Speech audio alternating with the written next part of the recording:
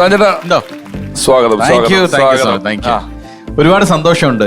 കാരണം ഈ standup comedy ഈ ഷോ എന്ന് പറയുമ്പോൾ തന്നെ എനിക്ക് തോന്നുന്നു നമ്മൾ മലയാളികൾ ഇത് പരിചയപ്പെട്ടിട്ട് വളരെ കുറച്ചായിട്ടുള്ളൂ എന്ന് തോന്നുന്നു. കുറച്ചൊരു കോവിഡ് ആനന്തരം തന്നെ പറയാം മലയാളികൾക്ക് പരിചയപ്പെട്ടിട്ട്. അതെ, അതിനു മുൻപ് വൺമാൻ ഷോ ഒക്കെ ചെയ്തുകൊണ്ടിരുന്ന നസീർക്കയാണ്. അതിന് നസീർക്കാനെ നമ്മളെല്ലാവരും ബഹുമാനിക്കുന്ന ഒരാളാണ്. അതിനുശേഷമാണ് പിഷു വരുന്നത്. പിഷു ആണ് പിന്നെ എനിക്ക് തോന്നുന്നത് മിമിക്രിയിൽ നിന്ന് അതൊരു സ്റ്റാൻഡപ്പ് കോമഡിയിലേക്ക് കൊണ്ടുപോകുന്നത്. സ്റ്റാൻഡപ്പ് മിമിക്രി തന്നെ വേണമായിരുന്നു. കാരണം ഈ ശബ്ദ അനുകരണങ്ങൾ നിർബന്ധമായിരുന്നു. ഞാൻ അനുകരണത്തിന്റെ ഇടയിൽ വർത്താനം കയറ്റി അതിനകത്ത് അനുകരണം മാറ്റി ആകെ 4 ശബ്ദം അറിയാമായിരുന്നുള്ളൂ. അപ്പൊ അരമണിക്ക് നസീർക്കൊക്കെ വന്നു കഴിഞ്ഞാൽ ഇവർക്ക് 10-50 ശബ്ദം അറിയാം.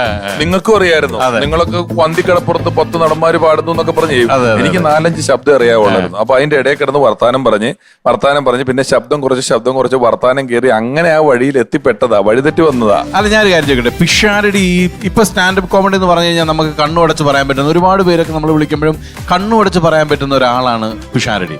പിഷു ആരിൽ നിന്നാണ് ഇങ്ങനെ ഒരു കാര്യം, ഇതൊരു സെയിലബിൾ ആണ്, അല്ലെങ്കിൽ നമുക്കിത് ചെയ്യാൻ പറ്റുന്ന ഒരു കോൺഫിഡൻസ് കിട്ടിയത്? അത് നമ്മൾ കുറച്ച് കഴിഞ്ഞപ്പോൾ നമ്മളെ ചില ഫംഗ്ഷനുകൾക്ക് വിളിക്കാൻ തുടങ്ങി കഴിഞ്ഞപ്പോൾ നമ്മൾ പ്രസംഗിക്കേണ്ടി വന്നു. പക്ഷെ ഗൗരവമുള്ള പ്രസംഗങ്ങൾ നമ്മൾ പ്രസംഗിച്ചു കഴിയുമ്പോൾ അവിടെ വേറെ ആളുകൾ ഉണ്ടാവും എപ്പോഴും പ്രസംഗിക്കാൻ.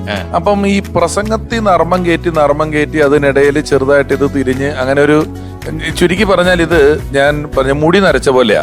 ഒരു ദിവസം നമ്മുടെ എല്ലാ മുടി നരച്ചിട്ടുണ്ടാകും. പക്ഷെ ഏത് മുടി ആദ്യം നരച്ചതെന്ന് ചോദിച്ചാൽ നമുക്ക് പറയാൻ പറ്റില്ല. എന്ന് പറഞ്ഞ പോലെ ഇത് പരിണമിച്ച് സ്റ്റാൻഡപ്പ് കോമഡിയിലോട്ട് വന്നതാണ്. തീർച്ചയായും ഒരുപാട് സന്തോഷമുള്ളൊരു കാര്യമാണ്. അപ്പൊ വീണ്ടും നമ്മളിപ്പോ സൂര്യ ടിവിയിൽ ഇങ്ങനെ ഒരു ഷോ തുടങ്ങി, അതും മലയാള പ്രേക്ഷകർ ഏറ്റെടുത്തു. അപ്പൊ അതിന്റെ ഒരു ഭാഗമാകാൻ കഴിഞ്ഞാൽ സന്തോഷമുണ്ട്. മോളെ സുഖമല്ലേ? സുഖമായിട്ടിരിക്കുന്നു. ഷാജോൻ ചേട്ടൻ പാട്ട് പാടുന്നതിൽ എത്ര പേർക്ക് അറിയാമെന്ന് എനിക്ക് അറിയത്തില്ല. ഇപ്പൊ ലേറ്റസ്റ്റ് ആയിട്ട് നമ്മൾ സ്റ്റേജ് ഷോ കണ്ടിട്ടുണ്ടായിരുന്നല്ലോ ഏട്ടാ.